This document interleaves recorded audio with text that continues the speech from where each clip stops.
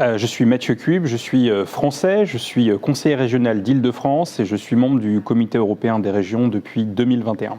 Pour moi, le rôle du Comité européen des régions, c'est vraiment de porter la voix territoriale, la voix locale au sein de l'Union européenne. On voit que les institutions sont souvent décriées comme étant trop loin, au fond, du citoyen, trop loin des territoires. Et le rôle du Comité des régions, c'est justement de porter cette voix locale, cette voix la plus au contact, en fait, du terrain. Et pour faire en sorte d'abord que les citoyens adhèrent au projet européen. Pour moi, le Comité européen des régions, c'est le bras armé, au fond, de la démocratie locale, se faire entendre à Bruxelles, se faire entendre dans l'ensemble des institutions, parce que le Comité européen des régions, il a une part de voix aussi au Parlement européen, à la Commission, au Conseil. Et cette voix territoriale, elle est structurante pour faire en sorte que l'Union européenne comprenne au mieux les attentes au niveau local et puis participe le plus directement possible, le plus proche du terrain, à faire en sorte que l'Union européenne, au fond, soit cohérente et la plus efficace possible. Et sur le sujet environnemental, puisque nous sommes membres de la Commission environnement du Comité des régions, le débat est exactement le même. On voit aujourd'hui tout le débat sur le fameux Green New Deal et le paquet climat européen, ce qu'on appelle Fit for 55, les régions, les villes, et on est très fiers de dire que nous sommes en première ligne sur la question du changement climatique. Ce sont nos territoires qui les voient, ces évolutions et la dégradation du climat. En revanche, il faut que l'Union européenne aide les territoires à financer cette transition climatique. Bien sûr, le cadre du Green New Deal est excellent. Il permet de donner une ligne, un cap.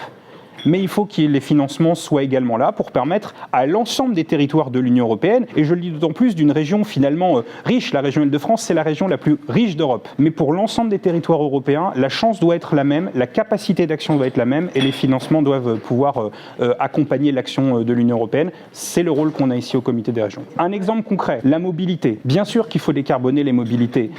Il faut des trains plus performants, il faut des transports urbains plus performants, il faut remplacer, substituer les voitures, il faut améliorer la qualité de l'air dans tous les territoires de l'Union européenne. Pour cela, on a travaillé ici longuement sur ce qu'on a appelé la Smart and Sustainable Strategy, la stratégie européenne pour la mobilité durable et connectée.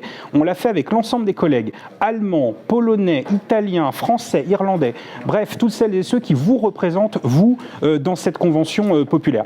Ce qui est important à dire, c'est que nous avons la conviction ici, au Comité des régions, que ces sujets doivent être traités le plus localement possible et donc que la part de voix des territoires, villes, régions, doit être entendue. Dans cette Smart and Sustainable Strategy, nous avons appelé la Commission européenne à mieux financer l'ensemble des systèmes d'intermodalité par un mécanisme d'interconnexion en Europe qui avait été présenté par la Commission européenne, travaillé par le Parlement européen, mais qui a été grandement amélioré ici au Comité des régions parce que la proximité et la force du terrain, c'est de savoir ce qui est bon pour nos territoires. C'est comme ça qu'on fait adhérer aussi l'ensemble des citoyens au projet européen.